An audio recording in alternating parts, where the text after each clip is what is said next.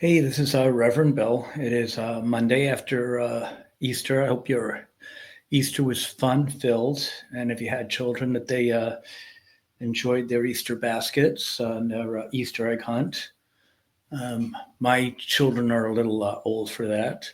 Um, my youngest being, I don't know, going to be 28, I think, coming up. So probably a little old for an Easter egg hunt.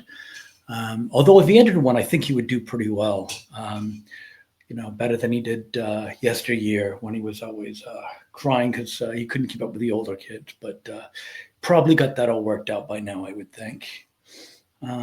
Anyway, it's a beautiful day. I didn't necessarily plan to do something today, but with the Pope dying, it seemed like it was probably a good time to at least say hi. I couldn't not.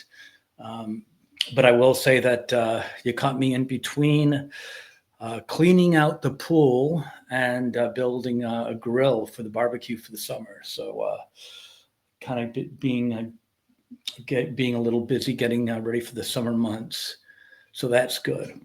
Anyway, before I go on about the Pope, and I do have a few things to say about that, I got my results from my colonoscopy, and apparently they did find a polyp, and it was one of those precancerous ones, but they removed it, so there's no danger. And I've been having colonoscopies now for 25 years, and it's the first time that they ever found a precancerous polyp in me.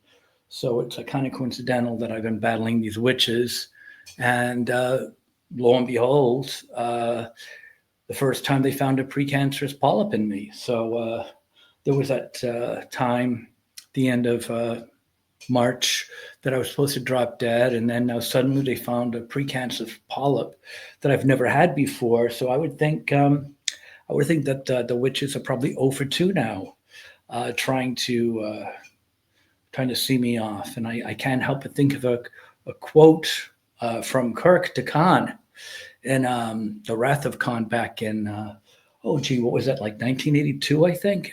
I can't help but quote Kirk. You've managed to kill just everyone else, but like a poor marksman, you keep on missing the mark. Anyway, back on with the rest of the podcast. Um, as far as the Pope goes, I guess he died kind of like with a long respiratory illness, and he finally gave in last night after his Easter blessing. I wish him well. I will not pray for him.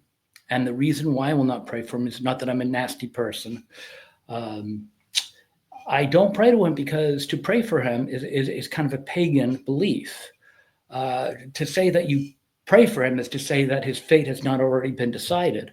And to say that his fate's not already been decided is, in fact, to go against the teachings of Christ and the church. Well, Christianity, honestly.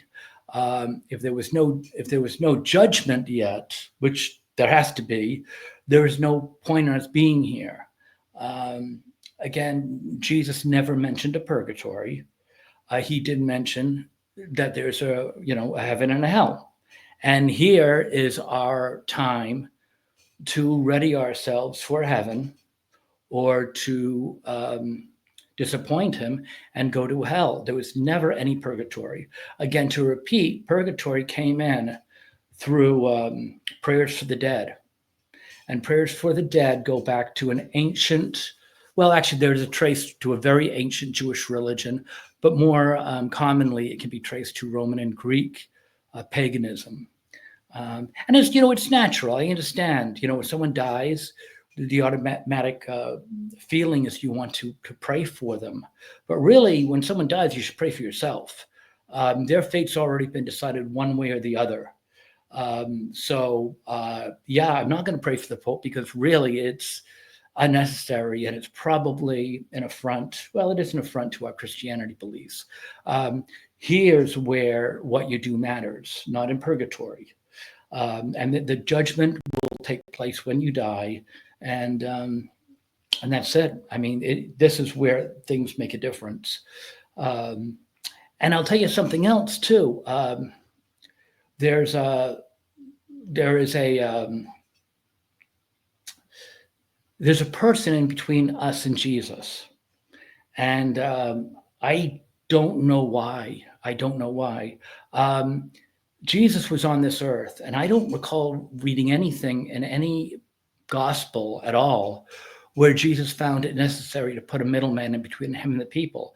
As a matter of fact, all the way through the Bible, Jesus was taking people away from him and the people. I mean, even when the census, he broke away from Mary and Joseph, and he went back to the. I think it was a temple that he went to talk to the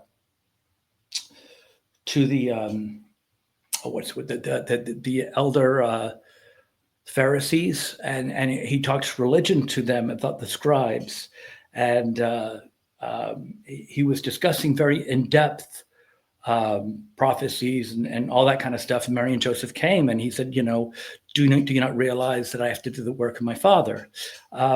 And then how about with the children, where the children were running to him and they tried to stop the children? And he basically said, let the children come unto me. All the way through it, Sermon on the Mount. I mean, Lord was always trying to talk to the people. And this idea where there has to be a pope to talk to God, because why?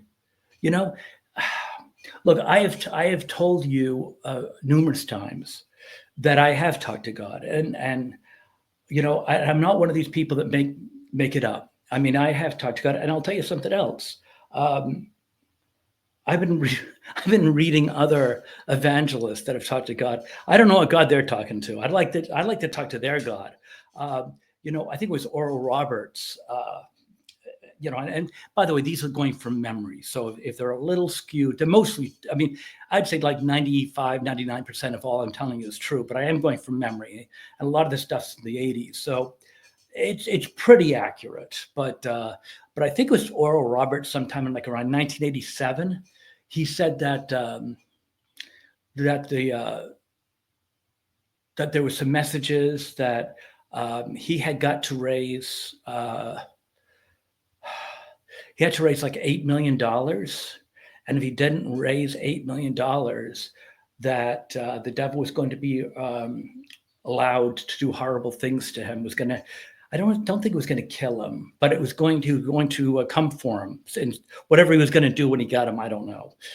And what was really funny, I remember I was in college when this happened, and our philosophy professor brought it in. And apparently he wasn't getting the money fast enough, you see. And one night the devil came for him in the night, and luckily his wife woke up and scared the devil away. The wife scared the devil away. Makes you wonder what that wife looked like if she could scare the devil away.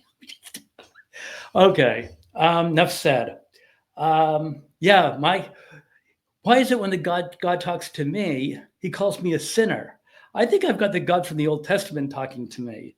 The God that I talk to, he doesn't tell me that I get money. The God that talks to me, he doesn't tell me what a great guy I am. He doesn't sit down with me and ask me what I think the Celtics' chances of repeating as champions. No, the God that I talk to, he tells me I'm a sinner.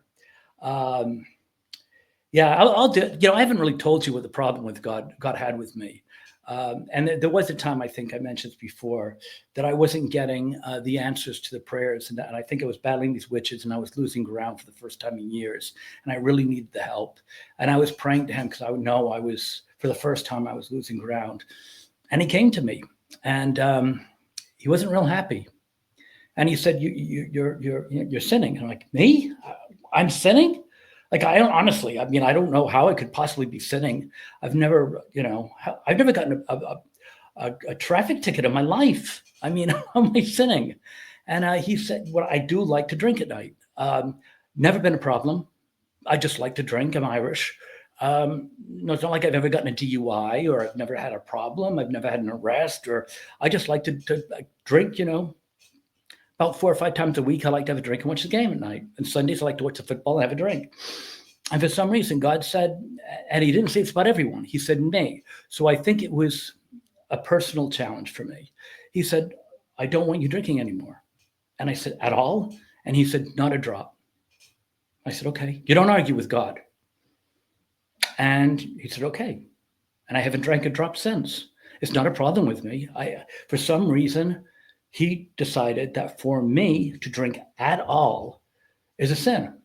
And then after that, I agreed, and I haven't drank at all. And he's been watching me, and I haven't had a problem with the witches since.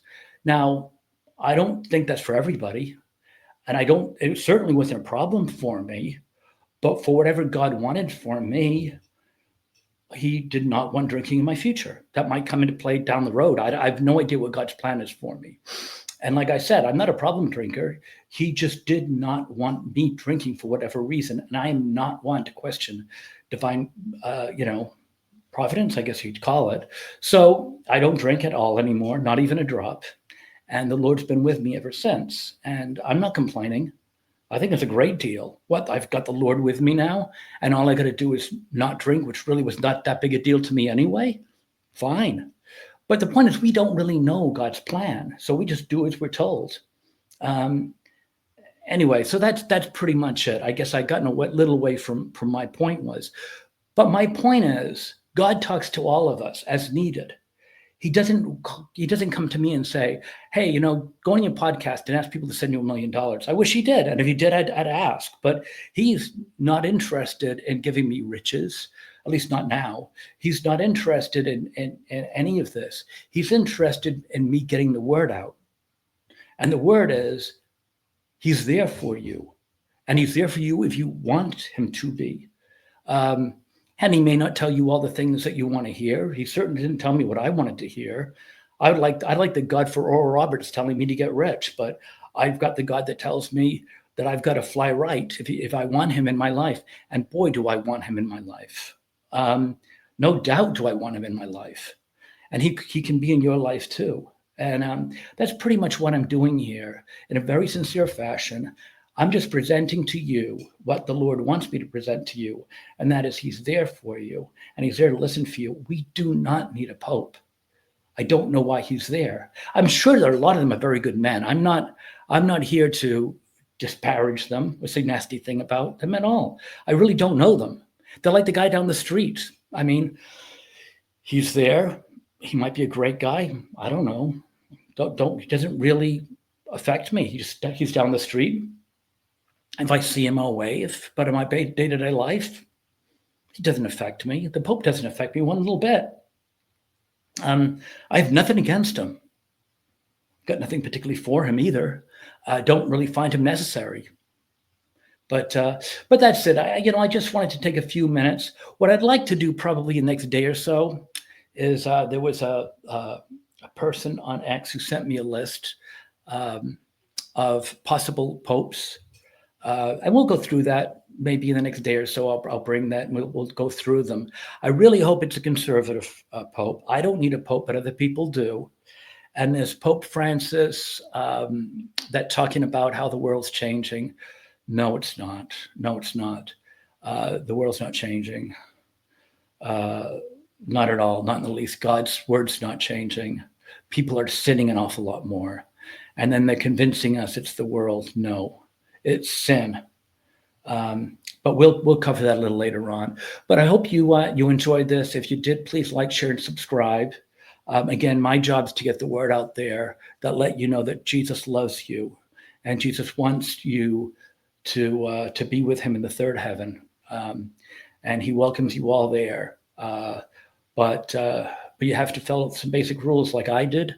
And he wants you to follow the basic rules, and he'll tell you what he wants, like he told me. But anyway, have a great day. I got to get back to get this grill together. Thanks for joining me today. Please like, share, and subscribe. And if you like what you heard, spread the word. Thank you very much. Have a great rest of the day.